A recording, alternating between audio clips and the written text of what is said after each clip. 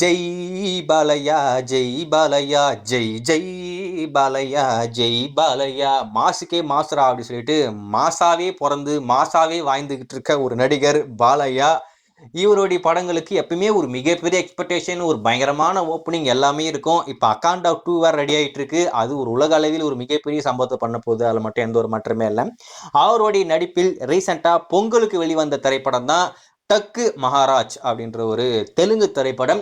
இந்த படத்தோடைய அனௌன்ஸ்மெண்ட் வந்து படம் ரிலீஸ் ஆகிறதுக்கு ஒரு 2 வாரத்துக்கு முன்னாடி ஒரு அப்டேட் என்ன அப்படின்னு பார்த்தீங்கன்னா, இப்போதைக்கு ப்ரொடக்ஷன் தரப்புல ஒரு பிளான் பண்ணிக்கிட்டு இருக்காங்க.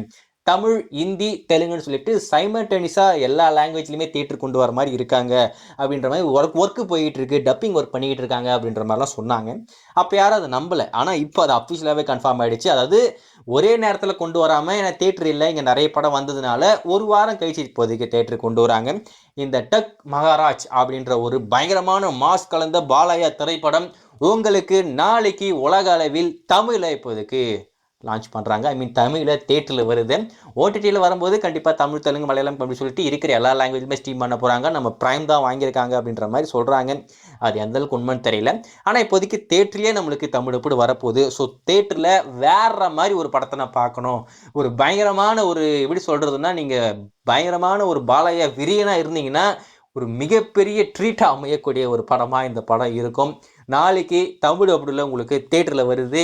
பார்க்கணும் அப்படின்ற ஐடியா இருந்தால் தேட்டரில் போய் பாருங்கள். பயங்கரமாக இருக்கும், கிரிஞ்சின் உச்சக்கட்டமாக இருக்கும். ஒரு ஆக்ஷன் சீக்வன்ஸ்லாம் வேறு மாதிரி இருக்கும். அதில் மட்டும் எந்த ஒரு மாற்றமே இல்லை. அதில் இன்னொரு முக்கியமான விஷயம், ஒரு கொரியோகிராஃபி, ஒரு சாங் ஒன்று பார்த்தேன், போட்டு குத்துன்னு குத்துறாப்புல. அதெல்லாம் பார்க்குறதுக்கு ஏன்டா எனக்கு வயிற்றுச்சிலாம் கலப்புறேன் அப்படின்ற மாதிரி தான் தோணுது.